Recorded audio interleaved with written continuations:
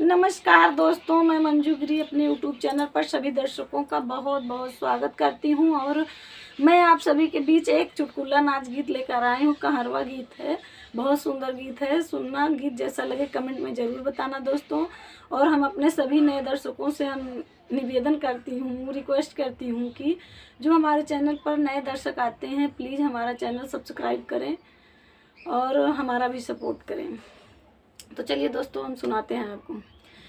झिलमिल पाती तोरई मिलिया, झिलमिल पाती तोरई मिलिया, झिलमिल पाती तोरई मिलिया, झिलमिल पाती तोरई मिलिया, जौरे मिलिया लगावन लागे, जौरे मिलिया लगावन लागे, घेरन लागी ओ बदरिया, घेरन लागी हो बदरिया, झिलमिल पाती तोरे ई मिलिया, झिलमिल पाती तोर ई मिलिया, जौरे मिलिया फूलन लागी, जौरे मिलिया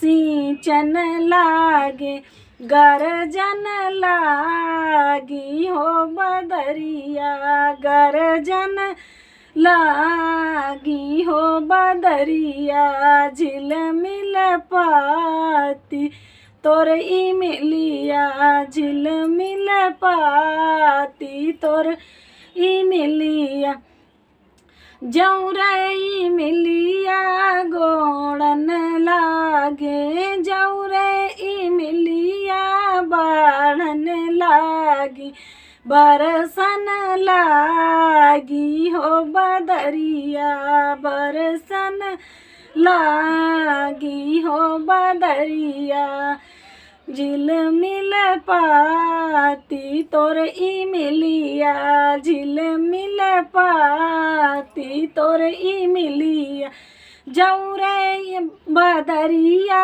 बरसन लागे, जौरे बदरिया बरसन लागी, भीजन लागे मोर बलमुआ, भीजन लागे मोर बलमुआ, झिलमिल पाती तोर ई मिलिया, झिलमिल पाती तोर ई मिलिया, जौरे बलमुआ भीगन लागे, जौरे बलमुआ भीजन लागे, ओढ़न लागे मोरया चरवा, ओढ़न लागे मोरया चरवा, झिलमिल पाती तोर ई मिलिया, झिलमिल पाती तोर ई मिलिया, झिलमिल